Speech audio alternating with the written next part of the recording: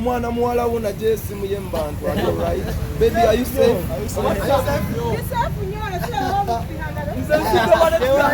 Uno kaye tubadde tubuuza lwaki ekivulu tetukikoze leero batambuza bigere nete mufaayo mu kisaawe twabataddewo abafuutu masaji bagenda banyiganyigo gende tulabe luuku obudde bugenzeemu.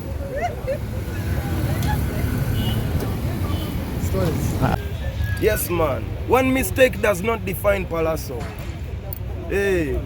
Pallaso has done so many. Nze nkoze ebintu bingi mu ggwanga bingi byannema nina byennemererwa nange ndi muntu nayagala okuvuga ennyonyi yannema amapeesa mangi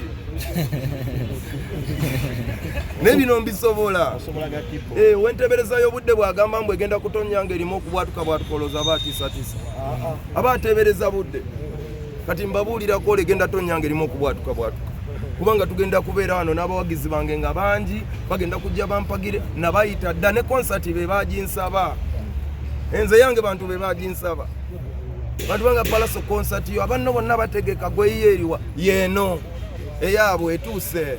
Heroes Day, come celebrate your hero. I want to celebrate you, my hero. All the heroes around the world, this is your day. Love fest. We are gonna turn up. Amazima ga Katonda mbabuulira nze bingi byesobola byannema naye ngenda bayimbira ekyo nkisobola neetegese ndi mweteefuteefu ennyondo mujuli eraya kisegedde kakati njagala obbagamba bannamawulire saagala bakoya mikono kono njera gifuuyirira mutegeka amaanyi ekyamuyitako ne mujimu n'opikamuko ku mukono kubanga kwagenda kubeera nebintu genda kuba okyakwata kino ate nga kino kibaawo ate ngaokyakwata kino ate nga kiri kibaawo wagenda okubeera ebbeetu wano abantu bagenda zina amazina ngenda yimba buli luyimba lwomanyi ngenda dduyimba buli luyimba lwomanyi ngenda dduyimba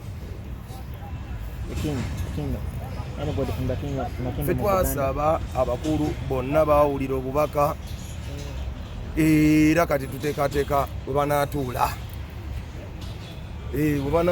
enkya entebe egenda kubeeraawo ng'eriko n'empologoma genda teekawo entebe ng'eriko empologoma n'abasirikale bataana bagenda ogikuuma tulabe ng'enteekateeka zigenda wansi bannange ekikambwe tosubwa saagala bakunyumize mbaagala nnyo security mmaze okukakasa ndoozi ekifo mukirambudde bannange mulaba mulina amasimu buli omu alise siyo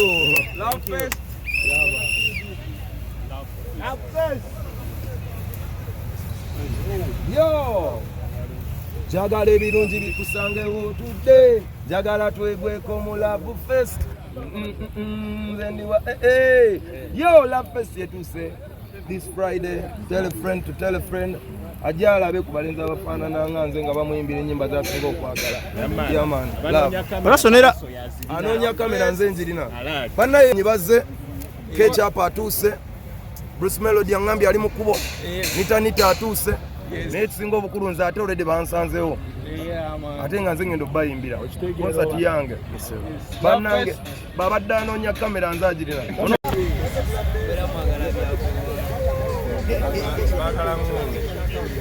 Edi aliwo agula emmeeza yennyini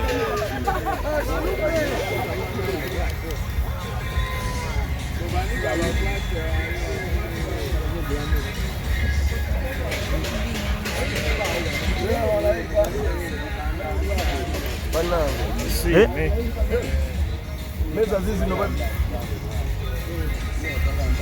ab'omukwano bannange muli mulya bannange nga nsanyusa obbalaba nga munnumbye mu kisaawe nga ndikuteekateeka za security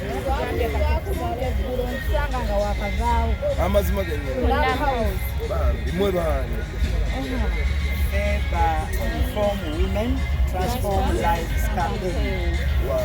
Kikola kukuyamba okulakulanya abakyala mu Kampala ate nga kikwatagana n'omulamu ako ensonga lwaki tugenze maaso tusobola okwegezaako okufuna emmeeza nga 8 nowakuba tetumanyi oba endala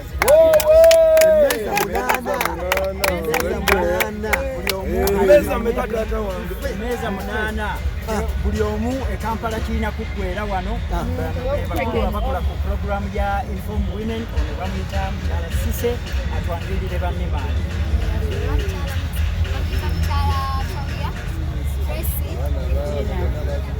Chala Sauda, Tracy Regina, ne Sise, ne mukulu wange, bannange neyanziza nnyo Inform Women Transform Lives Campaign. Njagala obatuusako obubaka n'abatasobodde kujja nsanyuse mwina kaadi ya gundi kaadi mbe njagala obeebaza mikwano gyange munnange era nsanyuse obalaba mu kivulu kyange era nange kampeyini yammwe eyo njagatako ettaffaali lyange obuwagizi bwe mundaze tugenda fuuka muntu omu era nange nina bingi, nina scaling gwenkola, nina abawala abakyala byensobola okubayambako, nina studios, nina abantu basobola oyiga, nina bintu bingi n'okubeera wamu nammwe nakyo tomanya muyinza okumpa amaanyi nange nembawa amaanyi. So banne mubakubireko obugalo tweyanziza kyembadde njagala fune wano plati yaffe ekifaananyi ensawo ezitowa nsawo ezitowa njiraba tekumenya ekibegano mwagala twongereko n'abalala bongereko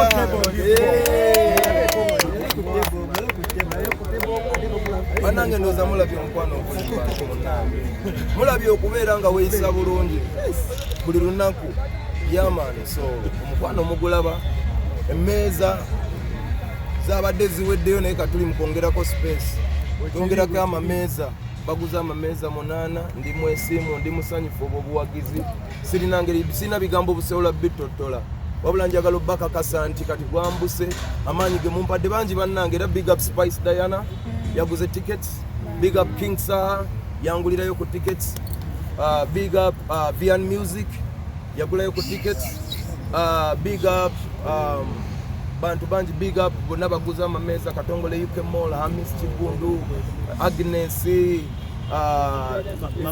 Inform Women Transform Lives Campaign, Mama Fina tuli wamu nammwe mwenna Shilaga Shumba bambya yeewo mubiri yampereza tickets nazifunye omukwano guno gwe gubadde gubulawo kati tugufunye muyinza n'okusanga ng'ebimu bisoba kubanga abantu tebalina mukwano gumala omuntu ekitumanyi muntu kyasobola fuuka nga omukwano mutono kivula tulina ebitongole bino nga Inform Women Transform Lives Campaign bo bamanyi nti ekitonde ekikazi kivula ekitonde ekikazi bokeberera kibeera namu special interest group special interest group ojasanga nga mulimu n'abantu abali disabled n'abaani but because ekitonde ekikazi is a rose flower kimuli basobola okutuuka ewala nga baakabi justice nga omuwa amafuta matono naye ate asobola okulemererwa n'atuula waali ne yeezingira awo singa aba n'omuntu ng'akola ki nga amutwala speed.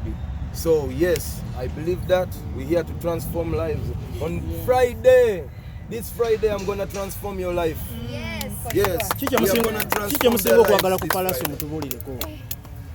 Pallaso ennyimba ze amaanyi gataddemu obuwanguzi bwatuuseeko omusajja yekkiririzaamu nnyo ate n'ebyo achievement sezirabikako musajja wa mahayiti oyagala haaga sigala yo tovaayo ate kati ketutandise okukola ffenna haaga oli wakugifuna buli lw'oyagadde bwekiri bannange haaga nzirina siri mukodo asi nnyo. Thank you as well. I am so happy. Mujja sawa ameka ku kibera yo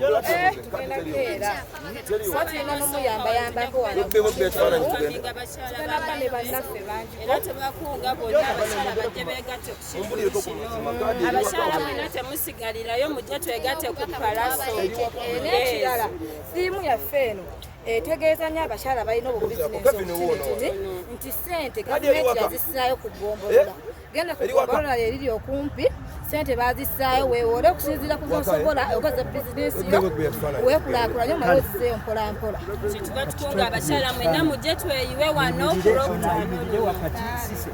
Love first.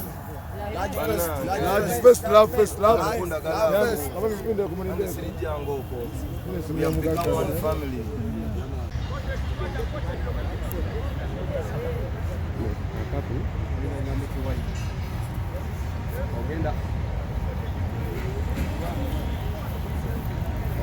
Yo,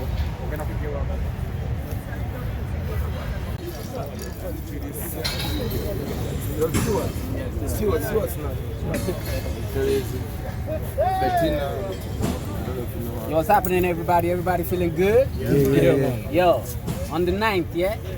If you don't have energy, stay at home. Because we're coming with the same energy from beginning to the end.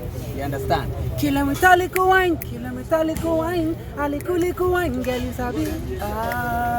With your busy body. With your busy body. So bring your bam bam on the 9th. Bring your bam bam. Yeah, man. Yo. Yo, same energy. We'll see you guys on the 9th, yeah? Pallaso catch up. How many do you want? All of your songs. As many as possible. Then we do as many as possible. It's that same energy. We just, go with the vibration. And that question you asked is part of the reason the people are paying. As many as you want. Yeah, as many as you want. Yeah, full throttle. Full clip. Yeah, man. So see you at the rehearsals, ladies and gentlemen. We love you. Yeah, man. Everything just clicked. We got in the studio, did the song, and we're actually friends. It's not like we're doing music together. We're actually friends. So that's where the thing goes. When did you come in? When I got here, when did was it? Tuesday. On Tuesday, yeah. Tuesday morning. It was Tuesday morning, yeah. How is the environment so far? It's cool. The weather is nice. The girl them are nice. So everything is fresh and nice, yeah. What should people expect from you on Friday? Same energy. That's what you expect. The energy you give me, the energy I give you. That's what you expect on Friday. How is our music doing back in Nigeria? Compare the music industry for Uganda and Nigeria. There's a difference because Nigeria speak more English than Uganda, so I feel like there's a barrier where there are people that listen to it, but they kind of don't understand the lingo yet. Even me, I'm still struggling to understand. Sayo so kulaba, I'm still trying to learn it, but we're gonna get there. The more we fuse, the more we come together to make music, the more we spread the love to the rest of the world. Yeah. Omulala.